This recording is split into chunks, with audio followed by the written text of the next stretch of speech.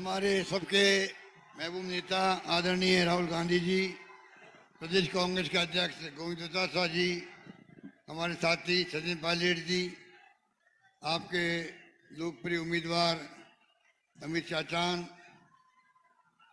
यहाँ उपस्थित अन्य उम्मीदवार हमारे विनोद गोटवाल पीलीबंगा से, अभिमन्यु पूनिया संगरिया से, अजीत बेनीवाल बादरा से, जिला अध्यक्ष सुरेंद्र दादरी जी, कविता मेघवाल जी जिला प्रमुख, पवन गोदारा जी अध्यक्ष ओबीसी, अस्करी टाक साहब, मोनिका कटोचिया जी, स्वर्ण तंवर जी, नीलम सारण जी और तमाम उपस्थित हमारे सम्मानित मंच, उपस्थित बुजुर्गों, भाई और बहनों, नौजवान साथियों, ये जो शानदार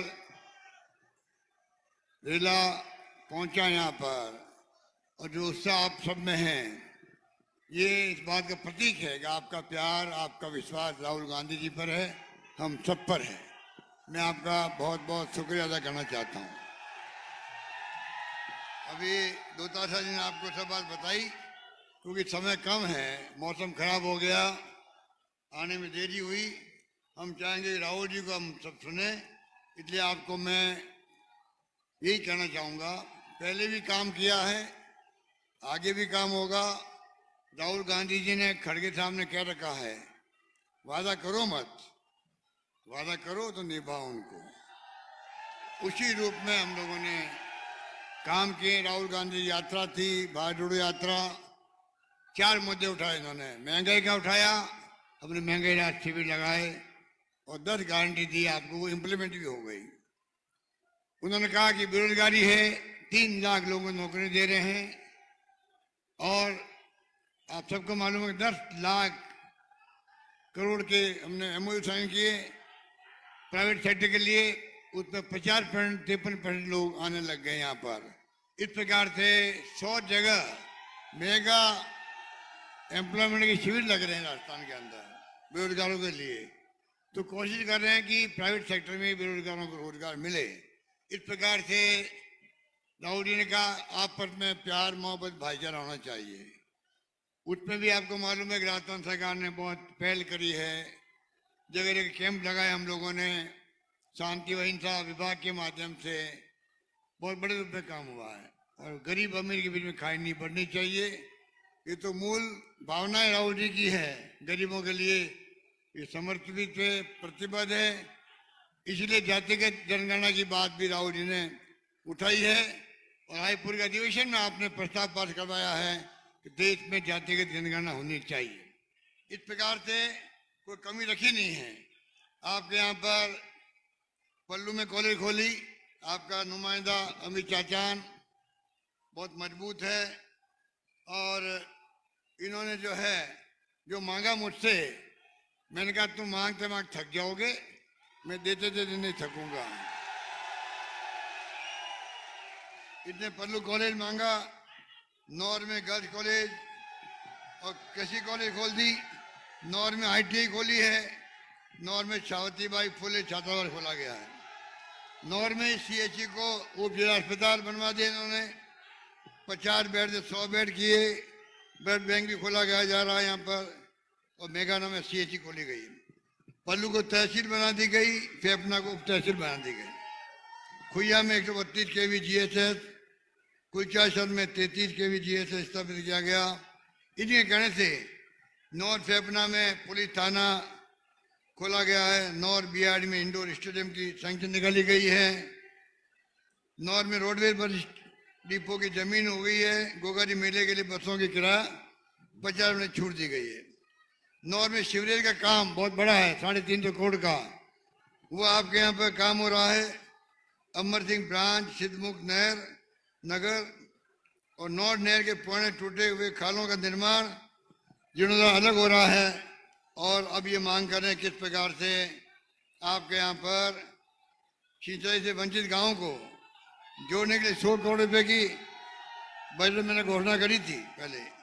उस कार्य को तेजी से मैं कहना चाहूँगा आपको, घोषणा कर दी 100 करोड़ रुपए की, पर काम अभी शुरू नहीं हुआ है। मैं आपसे वादा करता हूँ सरकार लाओगे 100 करोड़ के जो हमने वादा किया बिजनौर भादरा क्षेत्र की सिंचाई के गांव को जोड़ने का, उस काम को भी शुरू करवाएंगे, ये मैं कहना चाहता हूं आपको। अब बात रही है जिला बनाने की। इनकी तो मांग ये भी है, 20 जिले बनाए गए हैं, बहुत बड़ा इम्पैक्ट है। रामलोहा कमेटी काम कर रही है, इंतजार कर रहे हैं उनकी रिपोर्ट का। मौका लगेगा तो आप निश्चिंत रहो, नौर भी कभी जिला बन सकता है, कोई आश्चर्य की बात नहीं होनी चाहिए। यही बात कहता हुआ मैं लंबी बात नहीं कहूंगा।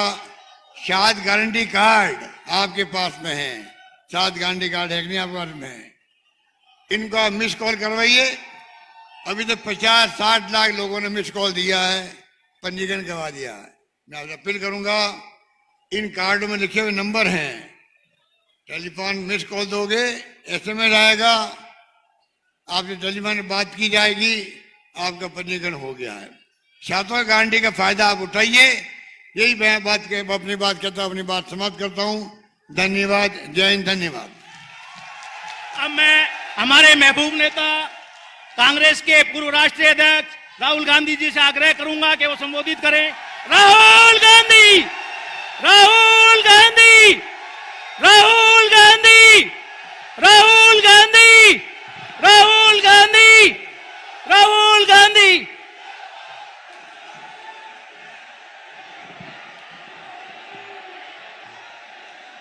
अशोक गहलोत जी, गोविंद सिंह दोतासरा जी, सचिन पायलट जी, स्टेज पे कांग्रेस के सारे वरिष्ठ नेता, हमारे प्यारे कार्यकर्ता, भाइयों और बहनों, युवाओं, प्रेस के हमारे मित्रों, सबका यहां दिल से बहुत बहुत स्वागत, नमस्कार।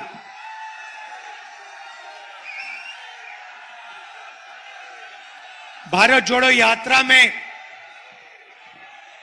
कन्याकुमारी से कश्मीर तक हम चले और यात्रा में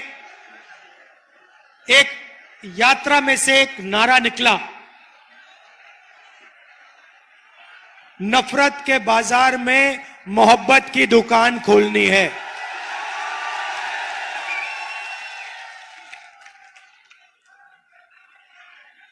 लाखों युवाओं से मेरी बात हुई, बुजुर्गों से, किसानों से, व्यापारियों से।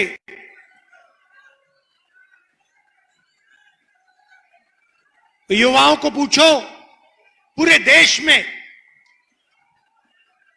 क्या करते हो? मोदी जी की सरकार ने हिंदुस्तान के युवाओं को बेरोजगार कर दिया है। हर युवा कहता है मैं काम करना चाहता हूं, देश को बनाना चाहता हूं, मगर देश में नरेंद्र मोदी की पॉलिसीज ने हिंदुस्तान के युवाओं को की शक्ति को नष्ट कर दिया है। ये देखिए कितना जोश है, देखिए, अब देखिए, इतने जोश से अगर हमने हिंदुस्तान के युवाओं को काम में लगा दिया तो मेड इन चाइना इस दुनिया में दिखेगा ही नहीं, मेड इन इंडिया दिखाई देगा। अब नरेंद्र मोदी करते क्या हैं? 12,000 करोड़ रुपए के हवाई जहाज में, 12,000 करोड़ रुपए के हवाई जहाज में 12 करोड़ रुपए की गाड़ी में घूमते हैं। आपने पिछले 10 साल में नरेंद्र मोदी को किसी किसान के साथ देखा है? किसी मजदूर के साथ देखा है? किसी छोटे दुकानदार का हाथ पकड़ते हुए देखा है? नहीं दिखेंगे भाइयों और बहनों। वो आपको हवाई जहाज में अमेरिका जाते हुए देखेंगे, उधर अमेरिका के राष्ट्रपति से गले मिलते हुए देखेंगे, राइट? अदानी जी के साथ फोटो में ऐसे दिखेंगे जैसे दो मित्र एक साथ खड़े होते हैं, मगर गरीब किसान के साथ, मजदूर के साथ, बेरोजगार युवा के साथ नहीं दिखेंगे। नरेंद्र मोदी जी किसानों को, मजदूरों को, बेरोजगार युवाओं को मूर्ख समझते हैं। पूरा का पूरा काम अदानी का, सड़कें अदानी की, सीमेंट के प्लांट अदानी के, एयरपोर्ट अदानी के, जयपुर एयरपोर्ट अदानी का, पोर्ट्स अदानी के। पहले अदानी जी दुनिया के सबसे अमीर लोगों में से 600 नंबर पे थे। दूसरे नंबर तक नरेंद्र मोदी ने अपने मित्रों को पहुंचा दिया। यह सच्चाई है। भाइयों और बहनों, दो तरीके की सरकार हो सकती है। एक जो किसानों के साथ, गरीबों के साथ, मजदूरों के साथ खड़ी होती है, और दूसरी जो अरबपतियों के साथ खड़ी होती है। आप जानते हो, बीजेपी अरबपतियों के साथ खड़ी होती है, कांग्रेस पार्टी किसानों के साथ, युवाओं के साथ, मजदूरों के साथ खड़ी होती है।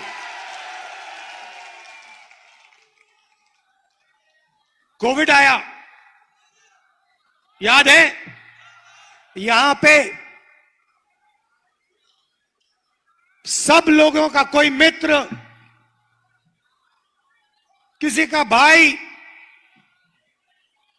किसी के पिता को कोविड हुआ, लाखों लोगों को कोविड हुआ। कांग्रेस पार्टी ने क्या किया? भीलवाड़ा मॉडल, याद है आपको? भीलवाड़ा मॉडल, घर में फूड पैकेट देना शुरू कर दिया, ऑक्सीजन के सिलेंडर लाए, यूथ कांग्रेस के लोग लग गए, ऑक्सीजन सिलेंडर देना शुरू कर दिया, दवाई देनी शुरू कर दी। नरेंद्र मोदी क्या कहते हैं? ओ, थाली बजाओ, थाली बजाओ, थाली बजाओ, मोबाइल फोन की लाइट ऑन करो, लाइट ऑन करो। क्या मतलब है? क्या मतलब है? थाली बजाओ, लाइट ऑन करो। उनका आपने आजकल भाषण देखा होगा। अपने भाषण में पहले कहते थे, मित्रों मैं ओबीसी हूं, मैं पिछड़ी जात का हूं। हर भाषण में मैंने जाति जनगणना की बात बोली।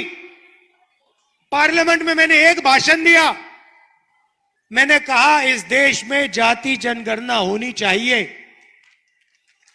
ताली बजाइए, और जोर से ताली बजाइए। मैं बताता हूं आपको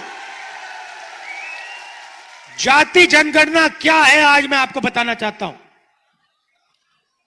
सबसे पहले आपसे सवाल पूछता हूं, इस देश में ओबीसी वर्ग के कितने लोग हैं? कोई नहीं बता सकता, कोई नहीं बता सकता। भाइयों और बहनों, इसका कारण है, यह एक साजिश है। आपको आपकी सच्ची जनसंख्या, आपकी सच्ची आबादी नहीं बताना चाहते हैं। भाइयों और बहनों, कम से कम ओबीसी की आबादी इस देश में, पिछड़ों की आबादी इस देश में 50% है। 50%। मतलब अगर आप इस देश में कहीं भी 10 लोगों को खड़ा करो, 5 लोग ओबीसी वर्ग के होंगे। आप अपनी शक्ति समझिए। मैंने सवाल पूछा पार्लियामेंट में नरेंद्र मोदी के सामने। मैंने कहा, नरेंद्र मोदी जी, आप अपने आप को ओबीसी कहते हो, ओबीसी कहकर आप चुनाव जीते, 12,000 करोड़ रुपए के हवाई जहाज में उड़ते हो, हर रोज नया सूट नया कपड़ा पहनते हो। कभी देखा आपने नरेंद्र मोदी को 2 दिन में जहां उन्होंने नया कपड़ा ना पहना हो? हर रोज 2-3 नए कपड़े पहनते हैं। मैंने उनसे कहा, मोदी जी बताइए, इस देश में ओबीसी कितने? नरेंद्र मोदी जी का जवाब आता है, भाइयों और बहनों, इस देश में एक ही जात है, वो है गरीब।